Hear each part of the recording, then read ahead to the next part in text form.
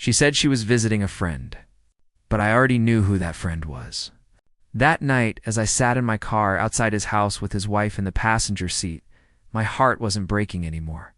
It was hardening. And what happened next? Made every lie she told come back to her. Before I tell you how everything exploded that night, make sure you subscribe and share this story if you believe karma always finds its way. You know, it's strange how the quietest moments in life are often the ones that fool you the most. Back then, my life looked perfect from the outside, like a picture you'd hang on a wall to remind yourself that happiness is possible. I had a stable job, a cozy apartment, and a woman who, at least I thought, loved me beyond measure. Her name was Lena. She had this laugh that could turn an ordinary morning into something that felt like sunlight. I used to believe that laughter was mine. Our mornings were almost sacred. She'd hum old songs while making coffee, wearing that oversized gray sweater she'd stolen from me years ago. We'd talk about the future, about traveling, maybe buying a house somewhere quiet. Those were simple dreams, but they meant everything to me. I wasn't the kind of man who needed fireworks to feel alive, just her voice. Her smile, her small gestures that made ordinary days feel special. I thought we were unbreakable. I really did, but love doesn't always die loudly. Sometimes it just fades so slowly you don't notice until it's gone. I remember when she first started changing, it wasn't sudden. It was little things. The way she'd turn her phone face down on the table. How she'd smile at texts and then lock her screen like it was a secret. The way she'd come home late, smelling of a perfume she didn't wear before. I'd ask where she'd been, and she'd say, "Just visiting Marcy. You know how she gets when she's lonely." I nodded every time because I wanted to believe her more than I wanted to know the truth. At first, I blamed myself. Maybe I was too focused on work. Maybe I wasn't as attentive. You start creating reasons to justify their distance, because facing betrayal feels harder than living with a lie. I remember lying awake one night, watching the faint light from her phone glow across her face as she smiled at something or someone, while pretending to scroll through recipes. My chest felt heavy, but I stayed silent. Love makes you a fool that way. The nights got longer. The silence between us grew thicker. Even her laughter changed. It wasn't the same melody anymore. It had hesitation, a pause before joy, as if she was laughing for someone else in her mind. And I told myself maybe it was just a phase. Maybe she was tired. Maybe I was imagining things. But deep down, I knew. There was something in her eyes that used to look at me with love, and now they look through me. And when that happens, when the person you love starts seeing you as a shadow, instead of a home, that's when you realize the betrayal has already begun. You can live with uncertainty for a while, but not forever. It starts small. A thought you try to push away, a whisper that keeps getting louder each day. That's what it was like for me. The feeling that something was wrong. I told myself I was overthinking, that I was being paranoid. But the truth has a way of scratching at your chest until it finds a way out. One afternoon, a friend from work mentioned he'd seen Lena's car parked downtown near a small apartment complex. I laughed it off, pretended I didn't care, but inside everything froze. Marcy, the friend she claimed to visit so often, lived on the other side of town. My mind started connecting dots I didn't want to see. That night, when she said she was going to check on Marcy again, I watched her leave with that same calm smile, the kind that used to make me trust her completely. This time, though, I didn't smile back. She left her coffee mug half full on the counter. I remember staring at it for a long time, the steam fading, just like the warmth between us. I picked up my phone and called her an hour later. She didn't answer. I waited 5 minutes, then 10. When she finally called back, she said, "Sorry, honey." Marcy was crying. I had to be there for her. Her voice trembled just enough to sound convincing, but I'd learned that guilt has a sound of its own. Over the next few days, I started noticing more. She'd dress differently when she said she was going to see her friend. Not casual comfort like before, but effort. Hair perfect, perfume stronger, eyes brighter. When I asked about it, she said, "Sometimes a girl just needs to feel good, Callan." I nodded, pretending I understood, pretending her words didn't sting like glass. I began watching her in quiet moments, the way she'd text and then hide the phone under a pillow, the way she'd turn away when I entered the room. I didn't confront her. Not yet. I wasn't ready for answers I couldn't undo. One night, I found myself scrolling through old photos of us beach trips. Birthdays, laughter that felt so real it hurt to remember. I whispered to myself, "What happened to us?" But the walls didn't answer. The silence in that room said everything. I knew then I needed the truth. No more excuses, no more pretending. Whatever she was hiding, I had to see it with my own eyes. Because lies can only live in the dark for so long. And I was finally ready to turn on the light. Once you decide you want the truth, sleep becomes impossible. Every minute feels like a question you can't answer. I started replaying every conversation with Lena in my head. The excuses, the nervous smiles, the late returns home. I needed proof. Not guesses. Not gut feelings. Proof. Because if I was going to lose her, I wanted to lose her knowing I wasn't wrong. One evening, while scrolling through social media, I stumbled upon something that stopped me cold. A photo? It wasn't even on Lena's page. It was on her friend's page, a man named Ethan I barely knew. He'd posted a picture of his backyard. Nothing special. Just a simple evening barbecue. But in one corner of that picture, almost hidden by the frame, I saw it. Lena's bracelet. The silver one I gave her on our second anniversary. She never took it off. My chest went tight. I zoomed in, blinked, zoomed again. It was hers. There was no mistaking it. The air felt heavier after that. My hands shook. I wasn't angry yet, just hollow, like the air had been pulled out of me. But then something unexpected happened. I got a message from a woman named Alyssa, Ethan's wife. She didn't waste time with small talk. She wrote, "I think our spouses are lying to us." My heart stopped. I sat staring at that message, the truth echoing in my head. She said she'd been suspicious too, that Ethan had been distant, hiding his phone, coming home late. When she described the nights and times, they matched Lena's visits to Marcy almost perfectly. We decided to meet the next day. I remember driving there with my palms sweating against the steering wheel. It's the kind of nervous energy that makes your heart beat louder than the engine. When Alyssa got into my car, she looked broken in a way I recognized. Her eyes were tired, red from crying, but strong. We didn't need many words. Pain recognizes pain. She showed me screenshots, messages between Ethan and Lena. I read them in silence, every line cutting a little deeper. The fake I misuse, the secret plans, the mockery of the trust I gave her. By the time I looked up, my hands were trembling. That's when Alyssa said, "I want to catch them. Together." And something in me shifted. I nodded without hesitation. No more doubts. No more hoping for a lie to make sense. We set a plan. Quiet, simple, final. Next time Lena said she was visiting her friend, I would already be waiting. Right outside his house? That night, the air felt heavier than usual. The kind of heaviness that tells you something's about to change forever. Lena was standing by the mirror, putting on her earrings, humming softly. She looked beautiful, effortlessly so. That's the cruel part about betrayal. It hides behind familiar beauty. I watched her, memorizing the way she smiled at herself, pretending everything was fine.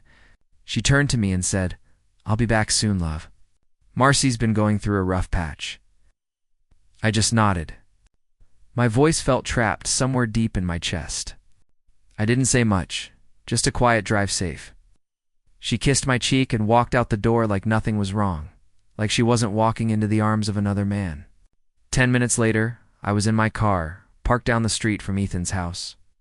Alyssa was already there, sitting in the passenger seat beside me. Neither of us spoke at first. The silence between us said everything. Heartbreak, anger, disbelief, all mixed into one storm.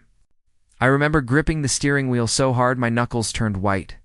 When Lena's car finally appeared at the end of the street, Alyssa whispered, "There she is," and my heartbeat slowed and quickened at the same time. I felt sick, but I couldn't look away. Lena got out of the car, fixed her hair in the reflection of the window, and walked toward the house like she'd done it 100 times before. I waited until she reached the door, and then I stepped out. My footsteps felt like thunder in the still night. When she saw me standing there, the color drained from her face. "Callan," she said, voice cracking. Before she could speak again, Alyssa appeared beside me. "Visiting Marcy, huh?" Alyssa said, her tone sharp enough to cut glass. Ethan opened the door behind Lena, freezing when he saw us. The silence that followed was unbearable, the kind that makes every heartbeat sound like a scream. Lena started crying instantly, reaching out to me.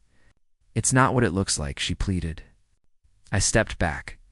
I couldn't even bear her touch. I said quietly, "You told me you were visiting a friend. You just didn't say whose." Alyssa threw Ethan's phone at his chest, the screen still glowing with messages between them, their lies written in digital ink. Ethan tried to speak, but she slapped him hard across the face. The sound echoed down the street. Lena collapsed onto the porch steps, sobbing, whispering my name. But I just stared at her, not with hate, not even with love, just with the kind of emptiness that comes when something inside you finally breaks. I turned away, whispering, "Don't follow me. You've already done enough."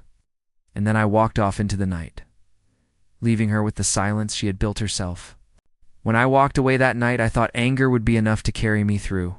But anger fades, and what's left behind is just silence. I drove without direction, city lights blurring through the windshield like fading stars. My hands were still shaking. It wasn't the betrayal itself that broke MIT, was realizing how icily she lied while looking me in the eye. I parked by the old pier where we used to go on weekends. The waves were calm, almost mocking. I remember leaning back in my seat, staring at the sky, wondering how something so steady could suddenly collapse. Love, trust, marriagette, all felt like a story I'd made up, one she'd quietly rewritten without telling me. The next morning, I woke up to a dozen missed calls from Lena. I didn't answer. I couldn't. The sound of her name alone made my stomach twist. Later that day, she showed up at our apartment. I didn't let her in at first, but her voice through the door was trembling. "Please, Callan, I just want to talk." Against my better judgment, I opened it. Her face was pale, her eyes swollen from crying. She stepped forward, reaching for me, but I stepped back. "Don't," I said quietly. She froze. For a long moment, we just stared at each other. She tried to explain, her voice shaking. It wasn't serious. I was confused. I didn't mean for it to happen. Her excuses fell apart between her own sobs. I wanted to shout, to throw something, but instead I just whispered, "You meant it every time you lied." She fell to her knees, begging, crying, swearing she still loved me. But love doesn't survive. Deceit suffocates under it. Every apology sounded smaller than the pain she caused. I told her to leave. She hesitated, eyes wide with disbelief, as if she never expected me to be the one to walk away. When she finally left, the apartment felt strange, like a museum of memories I no longer belonged to. Every little thing reminded me of Hertha perfume lingering in the hallway. The framed photo on the table, the half-empty mug she used every morning. I wanted to erase it all, but part of me couldn't move. That night, I sat on the floor, holding that photo of us from better days. I didn't cry. I'd already done enough of that in my head. I just sat there quietly, realizing the hardest part of losing someone isn't watching them leave. It's understanding they were already gone long before the goodbye. Karma doesn't always arrive with noise. Sometimes it comes quietly, weeks later, when the dust has settled, and the pain has turned into something colder clarity. After that night, I disappeared from Lena's world. I blocked her number, ignored her emails, and moved into a small apartment across town. I needed space to breathe, to exist without her shadow hanging over me. The first few weeks were rough. I'd wake up in the middle of the night thinking I heard her voice, or I'd see someone with her hair cut on the street and feel that sting of memory all over again. But time has a strange way of softening the edges. I began spending my evenings painting again, something I hadn't done in years. It was messy at first, just colors on canvas, but it helped me let the anger out without breaking anything. Then, one afternoon, I got a message from Alyssa. It was short. Just 3 words: "You should see this." She sent me a link to a public poster post. She'd had enough of hiding, enough of silence. She exposed everything. Screenshots, photos, timestamps, the whole truth. It spread faster than I could have imagined. Within hours, everyone knew. Ethan lost his job. Apparently, he'd been using company trips to meet Lena. His company released a statement about ethical misconduct. The irony wasn't lost on me. Lena's world collapsed too. Her friends turned on her, her coworkers whispered behind her back, and even the family that once adored her grew distant. She tried to reach out again, but this time I didn't even open the messages. I didn't need to. It wasn't revenge I felt, it was relief. She had finally met the reflection of her own actions. Karma didn't need me to lift a finger. It arrived on its own, slow and precise. Weeks later, I ran into her by accident at a grocery store. She looked smaller somehow, not physically, but emotionally, like someone who'd finally realized what she'd destroyed. She froze when she saw me, tried to smile, but the weight of guilt was written all over her face. I just nodded politely and walked past her. No anger, no hate, just peace. As I left the store, I realized I wasn't carrying the pain anymore. Hey, she was. And that's the thing about karma. It doesn't shout or threaten. It just hands people the mirror they've been avoiding. In that reflection. Is punishment enough? It took months for the silence to feel like peace instead of loneliness. At first, every quiet evening felt like an echo of what used to be her laughter. Her footsteps, the sound of her humming in the kitchen. But over time, I began to realize something.